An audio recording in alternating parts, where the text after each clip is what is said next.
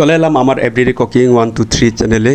তো যে যেখানে থেকো ভালো থেকো, সুস্থ থেকো, সবার জন্য দোয়া রইল। টমেটো আর টাকি মাছের ঝোল একটি স্বাদ ও স্বাস্থ্যকর রেসিপি, যা তাড়াতাড়ি তৈরি করতে পারবেন। তো প্রথম থেকে শেষ পর্যন্ত দেখার অনুরোধ হলো, দেখতে থাকুন। এই টমেটোগুলো ভালো করে পরিষ্কার করে লম্বালম্বি করে কেটে নিলাম। আর আলুগুলো নতুন নতুন বাজারে এসছে, তো আলুর ছুকলাগুলো ছুলে ভালো করে পানি দিয়ে পরিষ্কার করে এভাবে ধুমুধুমু করে কেটে নিলাম আলুগুলো। তো এখানে নিয়েছি পেঁয়াজ কুচিয়ে নিয়েছি, আর কাঁচামরিচগুলো ফালি করে নিলাম, আর আদা রসুন পেঁয়াজগুলো শিলবাটায় বেটে নিলাম। তো এখানে নিয়ে নিলাম টাকি মাছ, আর 2 পিস আছে, বোয়াল মাছের পিস আছে 2 পিস। আর টাকি মাছগুলো ভালো করে পরিষ্কার করে লবণ দিয়ে পরিষ্কার করে নিয়ে নিলাম। তো মাছগুলো ভেজে নেওয়ার জন্য হালকা পরিমাণ লবণ নিয়ে নেব, লবণ মিক্স করে নেব। আর হলুদের গুঁড়া নিয়ে নেব।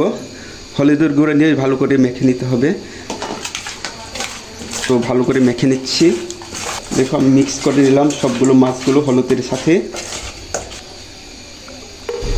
তো মাছগুলো ভেজে নেওয়ার জন্য চুলায় কড়াইটা বসিয়ে দিলাম। তেলগুলো ঝোঁক করে নেব। তেলগুলো ঝোঁক করে নিলাম।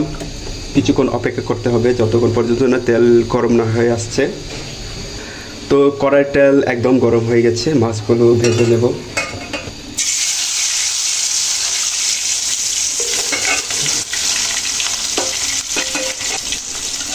একসাথে সব মাছগুলো ভেজে নিলাম। তো টাকি মাছগুলো সহজে কড়াইয়ের তলায় লেগে যায় না। টাকি মাছগুলো ভেজে নিতে খুব সুবিধা। তো বোয়াল মাছগুলো একটু অসুবিধা, লেগে যায়। এই দেখো লেগে গেছে একদম বোয়াল মাছগুলো, কিন্তু টাকি মাছগুলো একদম লেগে যায় না। এই দেখো নাড়ানো যায় টাকি মাছগুলো।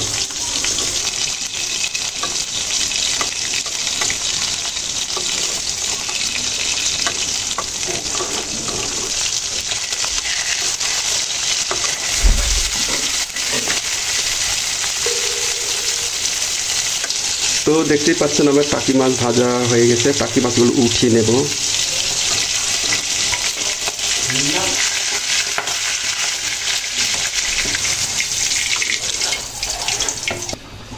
এই মাছ ভাজার তেলে এই আলুগুলো হালকা ভেজে নেব।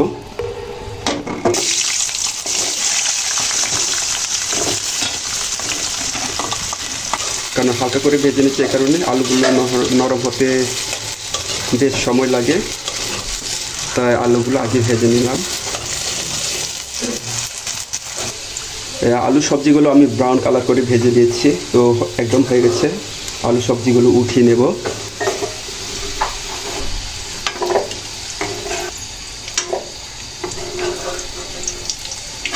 উঠিয়ে নিলাম হাতার সাহায্যে।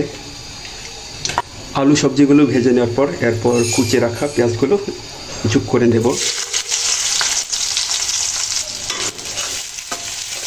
পেঁয়াজগুলো হালকা বাদামি কালার করে ভেজে নেব।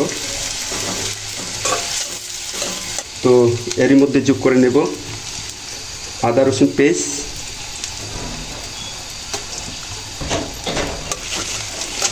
আদা রসুন পেস্টগুলো যোগ করে নিলাম।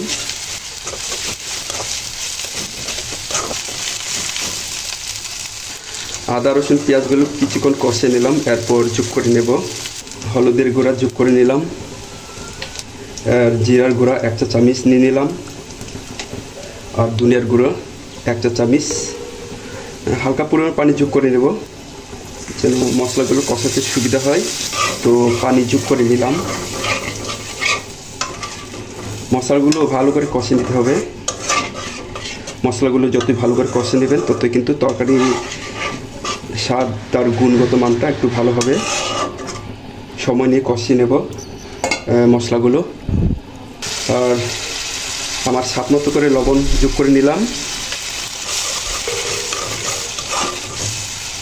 তো বন্ধুরা অনেক সময় নিয়ে কষে নিলাম আমার এই মশলাগুলো। যেহেতু মশলাগুলো কষে নিচ্ছে, তো হালকা পরিমাণ এটা চিলি পেস্ট, মানে এটা আমি সস বানিয়ে রেখেছিলাম। আর তরকারিটাও খেতে অনেক টেস্টি মনে হবে। তো রেড চিলি পেস্ট দিয়ে দিলাম। এই দেখো কত সুন্দর কালার চলে আসছে। মশলা থেকে তেল একদম ছেড়ে দিয়েছে, তার মানে মশলা কষানো হয়ে গেছে। কেটে রাখা টমেটোগুলো যোগ করে নেব। টমেটোগুলো মশলার সাথে ভালো করে নেড়ে চেড়ে দেব, যেন মশলাগুলো টমেটোর সাথে লেগে থাকে ভালো করে। তো দেখুন কত সুন্দর করে নেড়ে চেড়ে দিচ্ছি, এতে খেতে অনেকটা দারুণ লাগবে।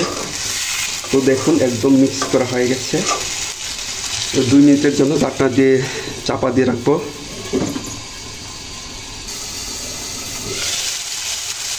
দুই মিনিট পর ফিরে আসলাম।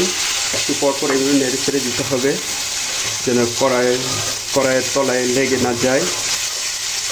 এই ফাঁকে যোগ করে নেব এই ভেজে রাখা আলু সবজিগুলো।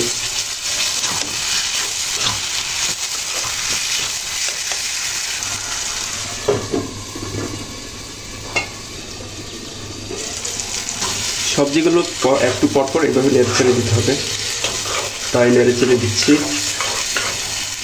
এইভাবে নেড়ে ছেড়ে না দিলে চট করে কড়াইয়ের তলায় লেগে যেতে পারে।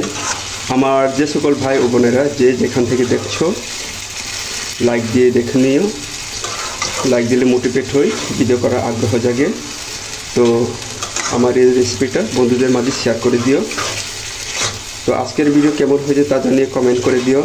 আর আপনি যদি আমার এই চ্যানেলে নতুন হয়ে থাকেন তো সাবস্ক্রাইব করে আমার পরিবারের পাশে থেকে দিও। আর ইতিমধ্যে যারা যারা আমার পরিবারের সাথে যুক্ত হয়ে আছেন, তো আপনাদের প্রতি আমার কৃতজ্ঞ রইল। তো আপনারা আমার পাশে থাকবেন, আমি আপনাদের পাশে থাকবো ইনশাল্লাহ। সবসময় চেষ্টা করি যে আপনাদের পাশে থাকতে। সবাই ভালো থাকবেন, সবার জন্যই দোয়া রইল। তো সবজিগুলো কষানো হয়ে গেছে, হালকা পানি যোগ করে নেব, বেশি পানি দিয়ে যাবে না। এর সাথে মাছগুলো এভাবে যোগ করে নেব। তো চুলার ভলিউমটা বাড়িয়ে দেব। চুলার ভলিউমটা বাড়িয়ে দিলাম আর ঢাকনা চাপা দিয়ে রাখবো। কাঁচামরিচ দিতে ভুলে গেছিলাম, কাঁচামরিচগুলো দিয়ে দেব। কাঁচামরিচগুলো দিয়ে দিলাম।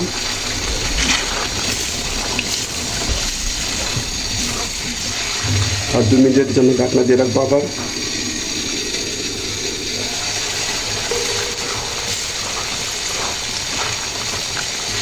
তো আমার এই তরকারির ঝোলগুলো একদম শুকিয়ে যাচ্ছে। এরই ফাঁকে ধনিয়া পাতাগুলো যোগ করে নিলাম। ধনিয়া পাতা যোগ করে নিলে তরকারির স্বাদ আরও দ্বিগুণ বেড়ে যায়। হালকা ঢাকনা দিয়ে রাখবো।